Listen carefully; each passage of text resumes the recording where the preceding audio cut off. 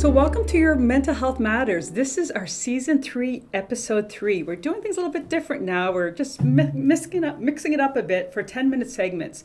Under our segments, we're going to be talking about different topics. My name is Melanie Fraser. I'm the Supervisor of Mental Health for Fort McMurray Public School Division.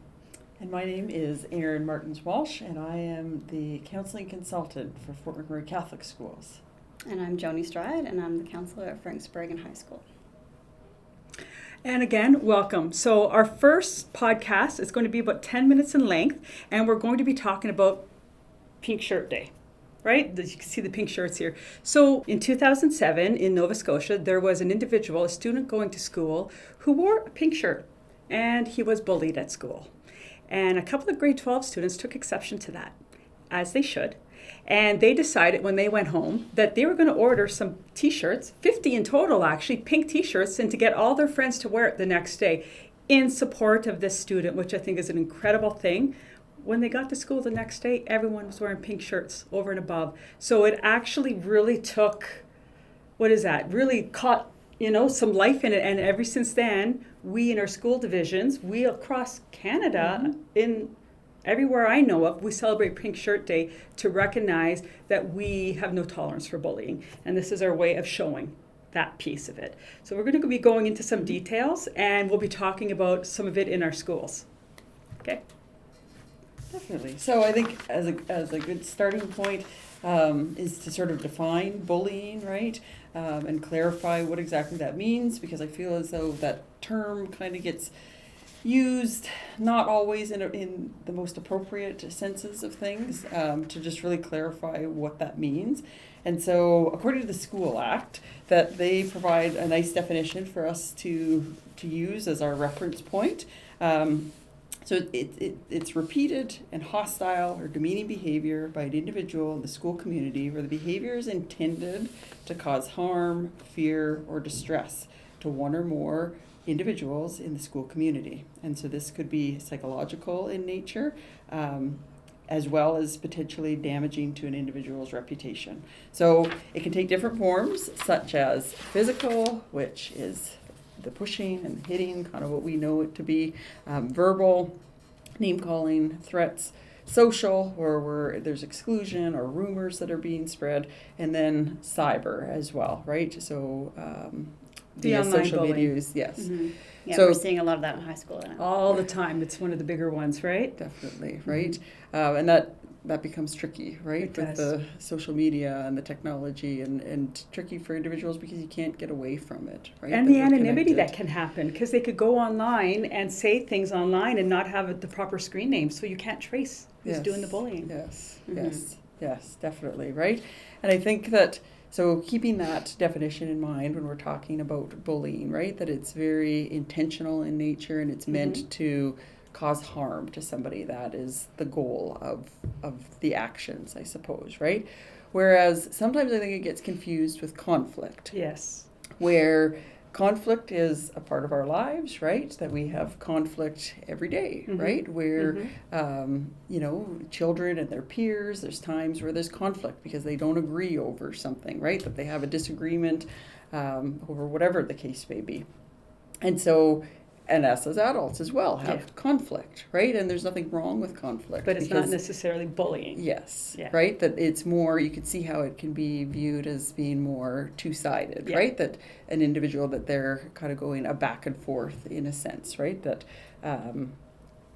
so I guess it's distinguishing between those two, I think, is an important piece.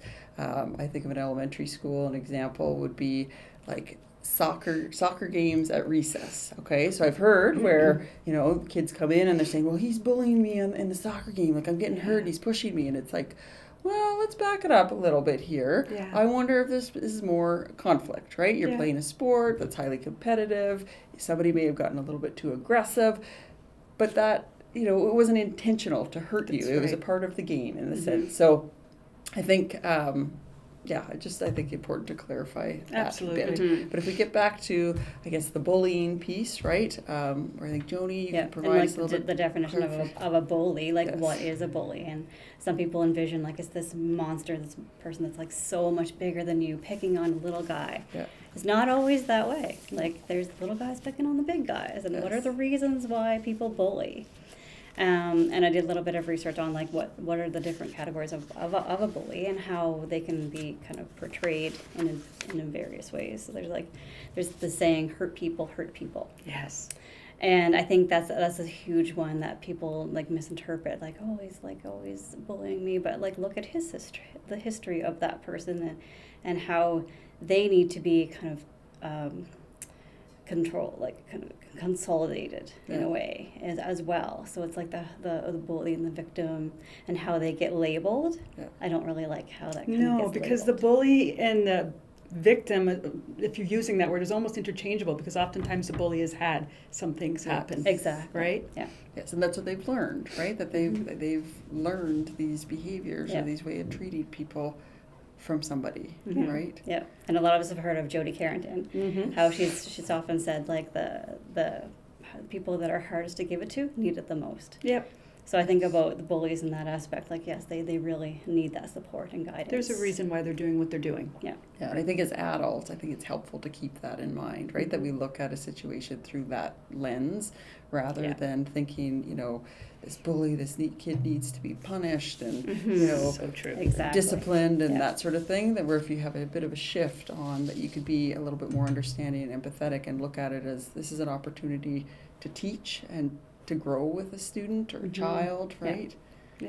Yeah. Absolutely. And also, like with groups of kids, I've noticed like people will bully others as a sense of belonging or trying to fit in. Yes. And like it's not always the right decision, but that's kind of what happens when we Which- see it. Which kind of segues into the part about as a parent. Sorry, was there something else you wanted to add to that? No, just like if your feelings of like belonging and making those choices, like it's in the playground a lot of the times, and what happens is you'll see like people like just standing around and watching it. The bystander. So that was the other piece that I wanted to put in, like the bystander is also like a contributing factor. Contributing. It really Yeah. is. And they are part of the system if they are allowing the bullying to happen, right? And being an Mhm. audience, right? Absolutely. Exactly. Yeah. Makes it- Yeah. So what can you do? How do you know if your child is being bullied? And I mean, that it's not a one size fits all. And I mean, your child could be coming home injured.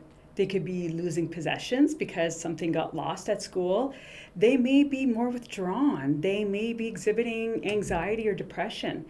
And you do not know. It's a little bit unexplained. So you got to have to be an investigator as a parent with that piece, right? It's not cut and dry. They may be avoiding social situations or wanting to avoid school altogether. So these are the pieces that we as parents have to kind of look into if our child potentially is being bullied.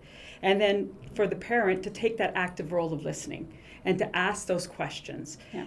To not only monitor social media, but be okay with blocking things that may be unsafe for their child, that they may be exposed to things that the child should not be exposed to.